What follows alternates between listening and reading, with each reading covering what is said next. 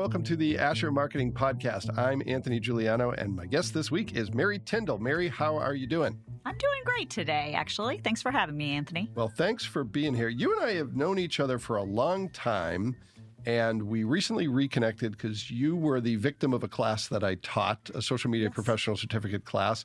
Has there been anything from that class that you were able to use, and it's okay to say no? No, absolutely. I think it's with social media, I only know a little bit about it, but it seems to always be changing. And so I really appreciated getting an update about sort of the new trends and the ways advertising and all the algorithms are working. And we learned a little bit about LinkedIn as well, which I know you're really an expert on that. And I appreciated learning a little bit more about that and how to use that better. And I have found myself using that a little bit more. It does seem to be a place where there are fewer political arguments and those kind of things. You'll still find them if you go looking for them. Yeah, right. And I try to ignore them as best I can. Yeah. But so I have enjoyed that a little bit more. And I enjoyed learning from the other people in the class, too. There were some people with a lot of experience in that class. It was a really good group, and it usually is pretty diverse. That's actually how Podcast Nick and I met, was that he was in that class, too. So great. Everyone in this room has been part of that. And you and I also have Homestead High School in common. I'm surprised we didn't run into each other more when our kids were there at the same time. It's such a big place. It really is. I mean, I went there very long time ago. Won't say when, but no, a long time ago in there. And it was about 1,000 students. And so, as you know, it's more than double that now. So it's just really, it's a different place. But my kids had great experience there. Was either one in band? They were not. They were soccer people. All right. I'm a soccer mom at heart. Okay. I was out on the band island, which is a pretty big island. But if your kid is in band, you kind of have this group of people you see all the time and you don't see anyone else. I know. But we love the band field because it's turf. And the soccer kids would go over there and try to get on the turf a lot. So, and we appreciate the band parents. Yeah. Well, we're going to jump into things after your time at Homestead High School by talking about your career path. Okay. And then a little bit later, we'll talk about the St. Joseph Community Health Foundation for whom you work. Great. And then we'll talk about some of the things you're working on. So let's start with career path. You grew up in Fort Wayne. You go to home. I assume you grew up in Fort Wayne. I did. Moved here when I was 4. And guess what? My dad was basketball coach at Indiana Tech. That's why we came here. And I know you work with them. And so I've been here. What's your dad's name? David McCracken. Okay. Mm-hmm. All right. Yeah. Okay. Yeah. All right. And the McCracken name, there's obviously another relative. His father was the coach at IU. Yes. But you have to be a little bit older to remember that. Well, but yes. I know there are people listening to this who would appreciate that reference. Yes. Yeah, Mac and the Hurrian Hoosiers. So all right. That's my claim to fame. Okay. So you grow up in Fort Wayne, at least since the age of 4. You go to Homestead. When do you start thinking about career path, and what do you do with that? I did that early because, again, this is going to date me, but Jane Pauley was my hero. Yep. And I believe she was doing weather in Indianapolis at the time, and then she moved on, and did all her great work, and we still can see her on CBS Sunday Morning now. And so I thought, I want to be Jane Pauley. Little did I know that was a lot more difficult to do than you might think. But I trended toward the communication classes and the speech classes, and I really I worked at the radio station when I was in college. And so pretty early on, I thought I would like to be a journalist because I like to write and I like to tell stories. Yep. And so that was important to me. So I would say sometime in middle school, I started thinking about that. Okay. So what do you do with that then once you get into college?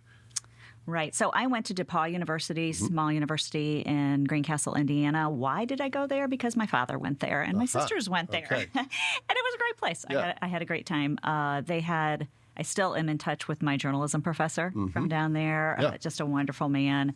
And it's such a small place. You could easily just hop on the radio station, WGRE, and, do the news. Yeah. And, I was every different, position in the college radio station and really enjoyed that. Yeah. So then we also had a lot of opportunity for internships, which were completely invaluable. I never got paid for any of them, of course, in communication, the angst of all communication. So when you say invaluable, also, literally. yeah. So, no, I did a lot of internships at WPTA and at Wayne here, and one at WTHR down in Indianapolis. And that really helped me get a resume that was worthwhile and helped me get my first job in television journalism out in Lawrence, Kansas. Go Jayhawks. Did you have any connection to that part of the world or just landed there without knowing very many people? Alumni, you know. So there had been DePaul alumni that had gone into journalism in various places, and she helped me make a connection there. Okay. So it was great. So how long are you there, and why do you decide to move on to something different? Well, I learned I really liked being with my family, you know. Fair enough. So I did have some great friends there, and Lawrence is such a fun town. But I really did want to be closer to home, and I had done some internships at Wayne, and there was another college classmate at Wayne, and so I got a job back here and worked there for it was really only about 3 years. All right. And then that thing called a boyfriend and marriage called to me, and we went to Chicago for a little bit. So. Okay. All right. So at that point, did you get out of journalism? I did. Okay. And how was that for you? Was that difficult, or were you ready to try something different? There are some days that I still miss it. I love the pace of it. I love the writing and the concise, that challenge of writing something really concise and short that people can get right away. So I miss that. I do not miss apologies to all my friends in news, but the sensationalism that can come with it and the inability to tell a full story, you know, provide the full picture. And I think we're missing a lot of that these days in our conversations.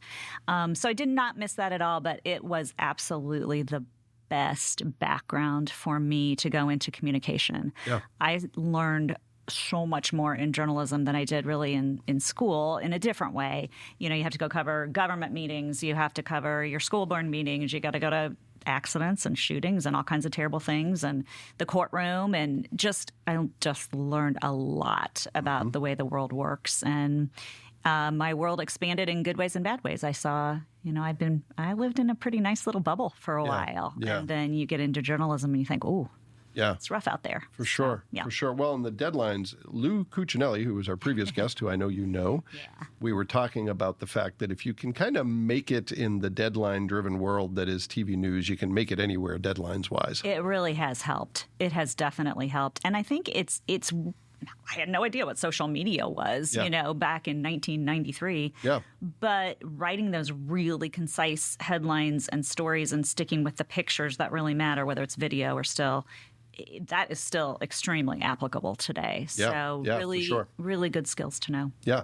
So a lot of things we learned as English majors don't serve us well anymore in terms of writing. Some of them do, some of them don't, but at least, you know, we adapted. Right. So you're in Chicago. What are you doing there, and what do you do next? I got married, and my husband was working there, and I was having a really good time because Chicago is fun for young people. Yeah. And I worked at a public relations agency, and that was a great learning experience, too. First, I learned I really didn't like it all that well. We were doing a lot of restaurant public relations, and there was a lot of cold calling, you know, with media. Because back in those days, public relations was really just news media, you know, just how many hits can you get? Stories. You just pitch the stories to people you don't know. So that was a little bit like cold calling, but I learned a lot from it and how you write a strategic plan and you know, pitch things. So that was good. Came back then and started working for Mayor Paul Helmke in the Public Information Office, and just had another fabulous experience learning so much about how local government and just a local city works, and really became fascinating to me. What are some of the great things about that job? What are some of the challenges in that job? I'm really glad I had that particular job a little bit before social media hit. Yeah, for sure. Because I really feel for the social media managers, well, everywhere, honestly. But you know John Phelps, correct? I love John Phelps. John is awesome. He's been on the podcast. He just guest presented for the class that you took part in. Yeah. And John is one of the most optimistic people I know. And I think you have to be in order to do that job today. And there has to be some sort of a switch you can turn off. Yeah. And I think he's hopefully learned how to do that, because he is just the most positive person. Yeah. I really, really like John a lot. So, but in that first stint with Mayor Paul Helmke, I was probably pretty darn naive. I was pretty young, but I really felt like we were trying to make a difference and make the city better. And that just really felt positive. Yeah. And I did have a lot of respect from my boss. He was exceptionally good to work for and listened to me, even though I was in my early 30s. And so that was really great. I did not have children at that time. Yeah. And so having children and trying to balance my life a little bit more, I had my first child the last year I worked for city government that time around. And so that made it hard. That work-life balance, that can be tricky to do with that kind of job. Yeah, for sure. And working at a time when political party means a lot less, still means something, but you have someone in former Mayor Helmke who had the support, wide, broad-based support in the community. He did. Yeah. And you really only had to worry about the newspaper and TV headlines. Yeah. You were not having to worry about just all the time being bombarded by attacks or, all kinds of things on social media or blogs or those kind of things. It was a simpler time. Yeah, for sure.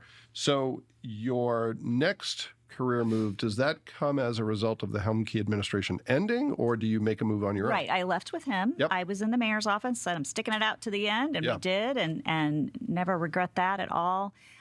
Did a little bit of contract work and some different things. And then, doggone it, I moved again with my husband. Can you believe it? But you know what? He's not in communication, so he makes more money than I do. That's some advice for students out there, I guess, right? If you expect to make a lot, don't go into journalism. Or marry someone who didn't. Yeah. There you go, which was really good. He's a math guy, and he fixes computers. He's wonderful. So we had 2 children by then, and we moved to Battle Creek, Michigan, and it was actually a part-time job with United Way of Greater Battle Creek, and learned a lot about the not-for-profit sector and marketing and communications there. It was a great opportunity, had a great boss there, and really enjoyed it. So then you come back to Allen County working for the United Way. Gosh, I've hopped around a lot. Well, buckle up, everybody. We're not sorry done. about this. So you're at United Way locally. Battle Creek isn't that far away. It's like an hour and a half? Yeah. But still further than you wanted to be from home? Or why do you come back? Sure. I am just really close to my family. Yeah. I just, love them to pieces. And my mom was still alive at the time and wanted her to be in touch with her grandchildren. And this is home. Yeah. So we came back, and I had enjoyed United Way so much in Battle Creek that I went to work for Jerry Peterson, who was at United Way at the time. Yep. And again, enjoyed that and the not-for-profit kind of marketing and communication that you do with that, learned more with that. And then I hopped back over to the city. How can that be? I went to work for John Urbance, who is now the CEO at Greater Fort Wayne. Yep. And I had known him previously, and he is fantastic. I wanted to go work for him. He's a great guy.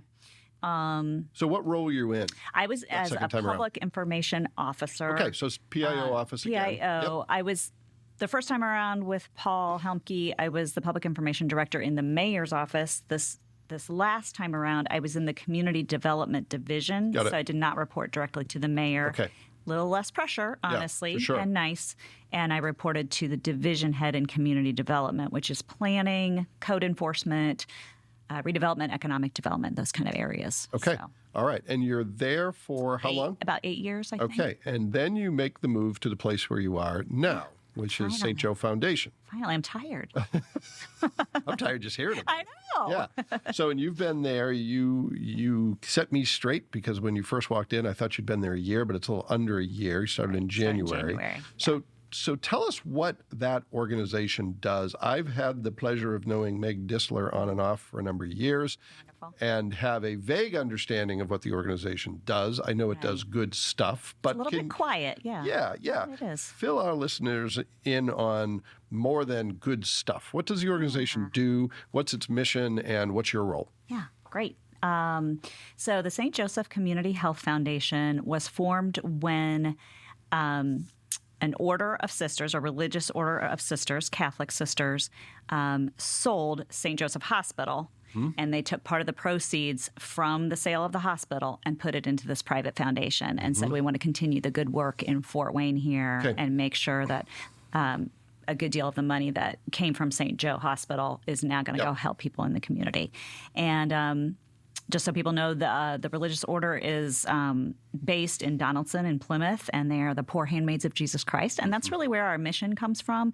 Their whole mission is about they came to the United States in 1868, and it's really about working with people who are on the margins, the people who we really don't see very often, right? The people we pass by on the street and they don't have enough to eat, or they don't have a place to stay, or whatever other challenges life throws out them. Sure. And so it's really quite lovely because the sisters, they don't really put a lot of other parameters around it. It's just like, help people, love people, see their dignity and see their humanity, see every single human being as a person that is deserving of dignity and humanity. And that's a hard thing not to be attracted and want to work for, you know. So that obviously drew me there. We have the board and Meg Dissler, who's wonderful. She's the only executive director the foundation has ever had. And there's 4 areas that we give grants in. So that's primarily what the foundation is doing, is working with not-for-profits and providing grants. Prenatal and infant care, access to health care and wellness. So big supporter of places like Matthew 25. Immigrant and refugee care. And a lot of that comes from the sisters when they came from Germany. They were immigrants themselves, but one of the reasons they were brought here was to care for all the immigrants here. So they have a real heart for people who are other. You know, they're not immediately fitting in. Sure. So immigrants and refugees.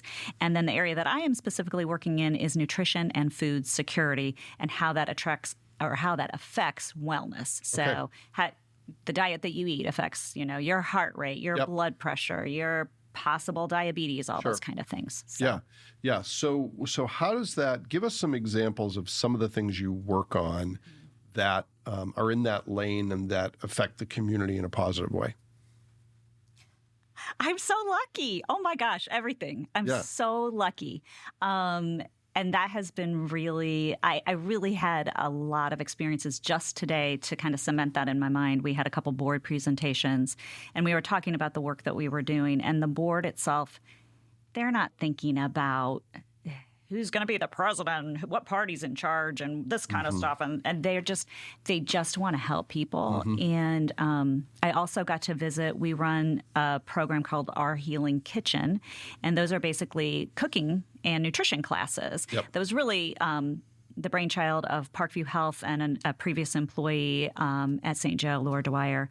But we give these grants so that, people go out and teach these cooking classes and teach about nutrition. So I went over to Tyler Terrace, which is a Bright Point property, and there were just a variety of people there, and they were so happy to be learning about nutrition and cooking, and they had a variety of different challenges in their lives, these individuals.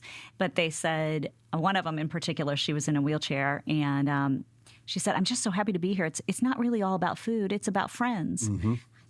Yeah, it is about friends, you know, and that opportunity for her to hopefully improve her life and to feel like she's connected. Yeah. So what are some of the big issues in Fort Wayne? You know, the thing that comes to my mind first, and this will probably immediately reveal how ignorant I am on the issue, is food deserts, and the fact that there are folks who live in areas where all they have ready access to is food that's not so healthy for you. Do we have that problem locally, or are there other problems that stand in the way of people living healthier lives? Well, we have so many problems, and I do think our issues are very reflective of national issues. I'm definitely not an expert, but I have for the last 7 months or so really been immersed kind of in this, so it's fascinating to me. And some of the food desert areas are places where you would think, like Southeast Fort Wayne. Others are really around PFW. There's really not, if you are a student and you need to walk someplace, there's no place to go. And another of those issues is really what then is available instead. And a lot of times it's the corner gas station. And so, it's really affordable to go buy the chocolate donuts, which taste fantastic. But we all know it's not going to... Or the hot dog that's been on the roller for... forever and ever. But dang, it's good, isn't it? Yeah. So if that's all you know, or if that's all you're able to really get to regularly, and you have a limited amount of money to buy those, it makes it challenging. The other part of it is there's, just getting ready for a presentation again to the board, that there's a certain amount that food stamps, or what's called SNAP now, will cover. There's a huge area of individuals who still aren't making enough money. They don't qualify for SNAP, but they still are food insecure. And a lot of that comes, let's see, I really need to pay my rent or my mortgage. So I'm going to put every dollar into that, and then I don't have enough for food. So we have all those different challenges, for sure. Yeah. So your role is, in part, telling the story of the organization and making sure that people know you exist so they can get help or give help to their end beneficiaries. How are you doing that? What tools are you using? What's most effective for you?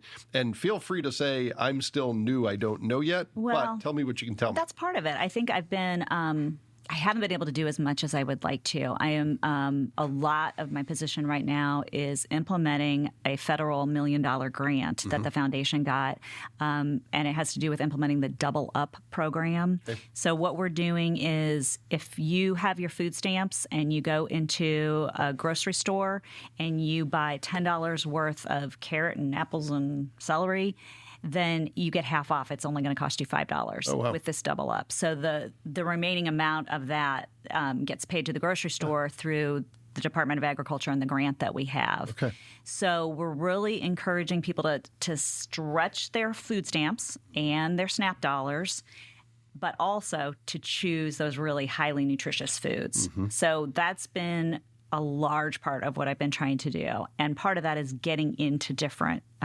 retail or farm market venues.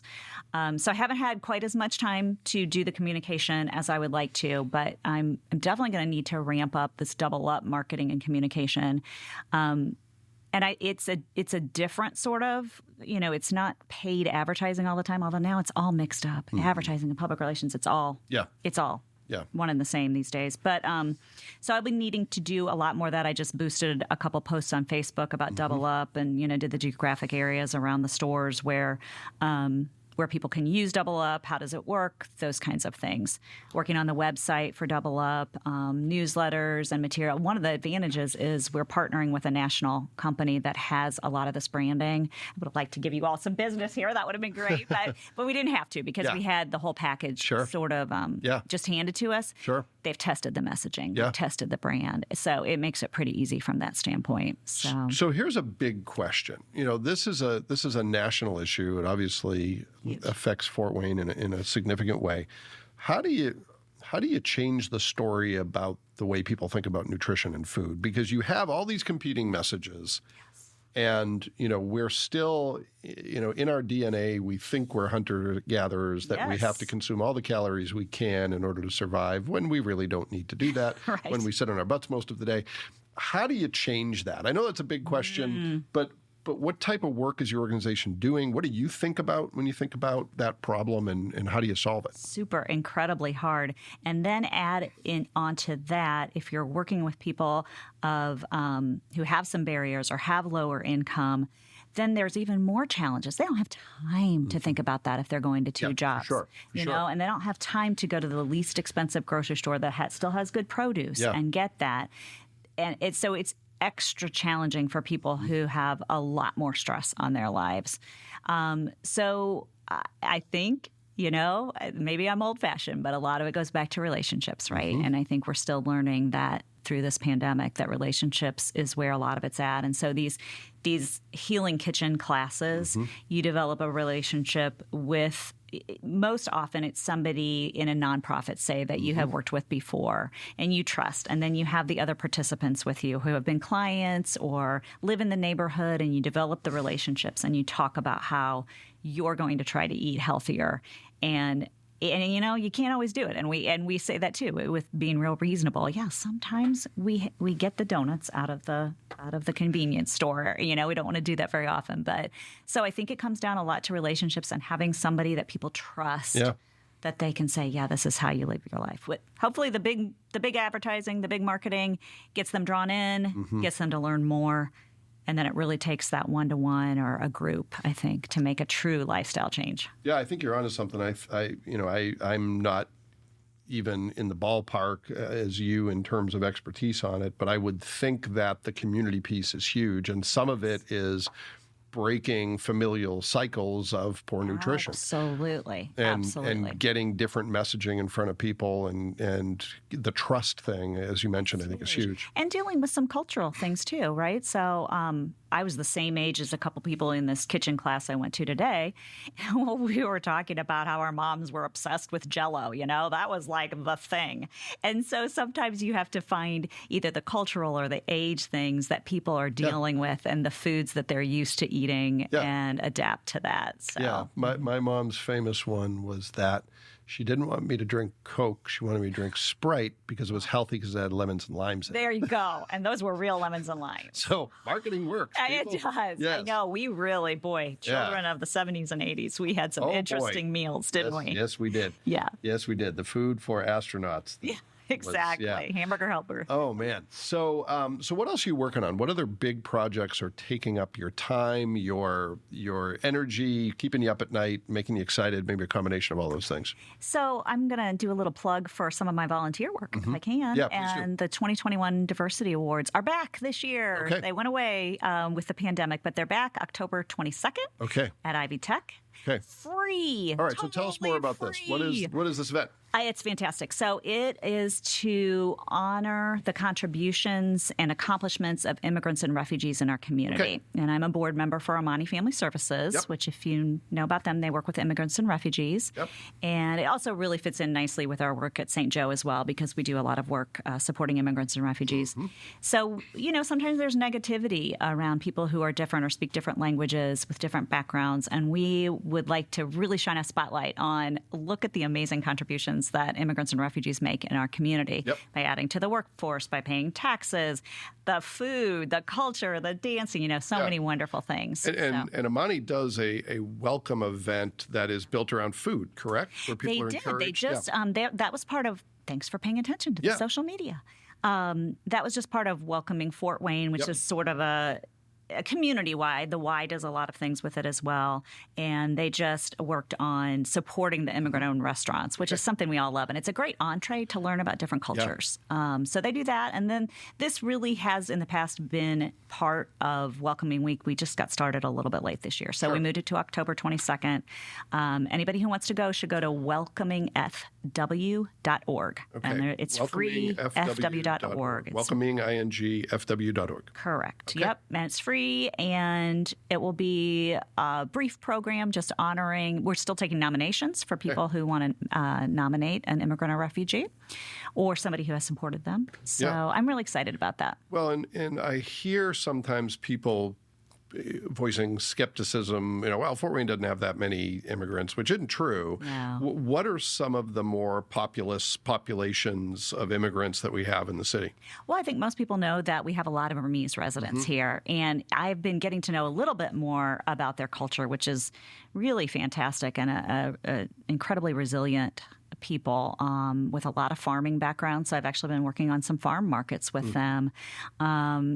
They like soccer, too. What do you know? My soccer mom role comes in. No, that's probably overgeneralizing, but a lot of kids from Burma enjoy soccer, Well, so that's you do have really to find fun. those common touch points, Which is right? fantastic. Sports, food, music, dance, those are all the things we can connect about. And and that's why I really love working on this event, because it just exposes me to people. I think on our committee, we have people from Peru, from Poland, let's see, Mexico for sure, a lot of different countries and backgrounds. And life is so much more fun when you get to learn from people like that. So I hope other people take a chance to do that. All right, so you're working on that event. What else is on your plate?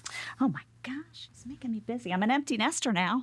Well, then you have all kinds of time. You can save the world now. I know, I don't really like it. But yes, let's see. What else is on my plate? Just the general work at St. Joe, working on newsletters and trying to amp up some more storytelling. We do have Father Greg Boyle coming in on October 8th, too, and that's another free event. He's a Jesuit priest, and he is, if you get a chance to pick up his book, it's amazing. He works with former gang members in Los Angeles and runs one of the largest rehabilitation programs really in the world. It's called Homeboy Industries. Okay. His stories you talk about a good storyteller. You should really hear him tell stories. You're crying because he's telling these horrible stories about these poor people who have been abused and why they chose to go into the gang life because they had such a hard life. And then the next minute, you're just laughing hysterically. And so that's been really fun, too. So October 8th, where will that event take place? That is over at what I still remember as the Scottish Rite. Yeah. That is the St. Francis Performing Arts Center. And St. Francis is co-sponsoring the event with the St. Joe Foundation. It's free. It's at 1 o'clock. We still have a few seats left. We're trying to social distance some. Okay. We have almost 600 people already signed up. Oh, wow. I know. And if people want to find out more about that event, where do they go? They should go to sjchf.org, which is St. Joe Community Health Foundation.org. All right. Not the easiest, but. Okay, excellent. So that's plenty. You have your full-time job, you have volunteer stuff, you have events. I'm not doing this all by myself, just so you know. I'm doing little tiny pieces of all of it. Yeah, well, so let's shift to the speed round of the show. Oh, okay. So, Mary, you have 2 boys, is that correct? I do. Okay. And if you were talking to them, and you probably are a little bit, maybe They don't maybe subtly talk a lot, but yeah. about career stuff. And if you're talking to others about success in a career, what do you think is most important? What have you learned that you want to pass along, not just about careers and communication, but all kinds of careers that you think people should know, that they should pay attention to if they want to be successful or fulfilled in their own career? You know, my dad always said, and I think it still holds true. You spend more time going into the office or a job than almost anything else, so you better darn well like it, you know, and no amount of money is worth it if you're miserable. And I honestly, still to this day, believe that. So I think that's one of the most things and if you don't like it, change. And fortunately, we're in a world where you don't have to work for 40 years at the same company. You're not going to get penalized for that anymore. Change if you want to. And also look for the good people. A lot of my jobs that I've enjoyed the most may not even been because of the subject or topics. It was because I had a fantastic boss or a great team around me, you know, that was positive and looking to do some good, whether you're making widgets and adding things up or, I mean, my husband's not in the not-for-profit world. He's in the for-profit world, always has been, fixing computers. But dang, that's an honorable job too. You got to fix those computers and help people. And, you know, any job, you find the meaning in that, I think, is where for me, at least, it's always been. Yeah, for sure. And I think you hit the nail on the head. A lot of that comes from people. I've read it before that people don't quit jobs, they quit bosses. But I think they really quit people. They quit people, when they don't feel affinity for the folks they're working with or, you know, just aren't having enough, you know, fulfillment in their job. And it takes time, and I think that's part of the problem, to change a culture or turn things around or help the person that you think is being standoffish in the office but really has a lot more talents that they could offer. And so, I completely agree. People quit teams or cultures or Well, great advice. Enjoy what you do, and if not, go do something else. Yeah, exactly. All right, second question. The St. Joe Community Health Foundation is a quiet organization that does really important work. I'm sure you have had this opportunity many times over the past 9 months, but when someone says, what does your organization do, and you want to present that succinctly, what do you say? You know, I thought about that before I came here, and I forgot to write it down. I thought, oh no, where's my elevator speech? So now I should have had it written down. I really do try to emphasize that we're a private, not-for-profit foundation that invests in other community organizations that work with people in the margins. And we like to say people in the margins because that can be a variety of different kinds of people, either low income or facing all kinds of barriers and challenges to living a good life. So I do also kind of like to throw in there about the poor handmaids of Jesus Christ because their values and their mission is really what drives us. And is that what makes the organization different? Because I think I'm gonna give you a challenge question. The people in Fort Wayne say, oh, there's all these organizations that are doing the same thing. What is the particular lane that you fill, and how do you differentiate from some of those other organizations? Absolutely. And I would say that just coming to the foundation, I know that my boss, Meg Dissler, has done an incredible job of working with the other foundations and grant-making agencies in the community. So they all really coordinate really quite well to make sure that we're not overlapping too much. Are you doing a lot of food assistance? Okay, we don't need to do that. Who's not doing immigrant and refugee work? Well, you're not, so we need to pick that up. So I do think there's a good deal of collaboration. Some of the other, we're a smaller We're not a very huge, not like the Kellogg or the Ford Foundation or anything like that. We have 5 employees, and we can be more grassroots in nature. And that's how I like to look at it. And we actually have an initiative coming up where we're going to try to work with individual champions that live in communities with lower incomes usually, and try to find grassroots organizations to invest in and grow them, and listen to people instead of tell people, not tell people, hey, you need a grocery store here. Well, maybe they don't want a grocery store there. Sure. So that's how I look at us as grassroots, and I hope doing a good job of listening. Okay. And I may have missed this. You may have said it, but what's the geographic area that the foundation serves? It is Allen County. Yeah. There would be some exceptions to that, but for the most part, it's Allen County. Okay. So when I was making a circle with my hands, Indiana, I should have made a rectangle. Yeah, right. Okay. Exactly. All right. Great. Okay. Last question. You changed jobs mid-pandemic. And you were, Can you believe it? And you were working for a public entity at the start of the pandemic, and now you're working for a small private organization. Throughout all that, I keep saying, well, we're almost out of the pandemic. Well, who knows where we stand with the pandemic. But what have you learned throughout the past, 18 or so months that you didn't know before that you think will stick with you moving forward and you think is worth talking about?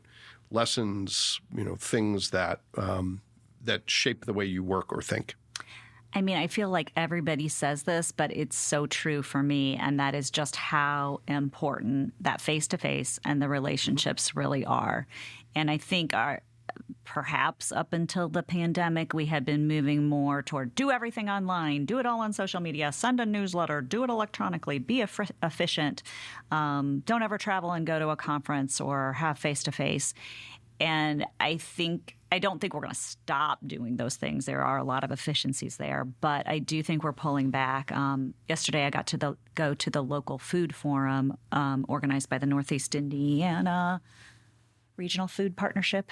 I hope I got that right. You have a lot of acronyms to remember in your life. So I know. But it was face-to-face, and I accomplished a lot more in those meetings because I saw numerous people that I needed to talk to and connect with on projects, than I ever could have done in 10 Zoom meetings. So I think that's one of the I hope one of the greatest lessons from the pandemic, that face-to-face still really matters. Yeah, and I think it's about accessing the best of both, but not over-indexing on the virtual stuff, because there's still value to being in the same room with other people and learning from them. And honestly, all the divide that we're having in our country right now over so many issues, I think is a lot of times due to the fact that we're not face-to-face. 100%. Yep. And 100%. So if we could just get back to people being people and having conversations and saying, yeah, I may not agree with everything you say, but you're still a person. All right, it's all good. But we're not there yet. Well, and I think that's an opportunity in a city the size of Fort Wayne, because you have enough people that you're going to run into people you disagree with. Absolutely. But you have to put yourself out there, and you have to be willing to, and you have the opportunity. And I think there's some accountability in being more of a decent person than you are online, because chances are you're going to run into these people over and over again. Right. That's true. But it's also really hard to look at somebody and not also then learn and take into account why sometimes they may make decisions that you don't agree with, be it their background and the way they were raised, or their religious beliefs, or the work situation, or their mother's sick today, or whatever it is. Or their experiences. Right. Yeah, just what they grew up with and how they grew up. Yeah. And we're missing a lot of that. So I hope people can get back to that in some form. Yeah, well, it sounds like you are doing a lot of work that is helping people do that. So thank great you. job. I appreciate that. All right, so to recap, welcomingfw.org. .org for the Diversity Awards. And then sjchf.org. That's right, for Father Boyle. All right, excellent. Well, Mary, thank you so much for joining us, and thanks to everyone who took the time to listen to this episode. We will be back next week with another great guest, and we hope you'll join us then.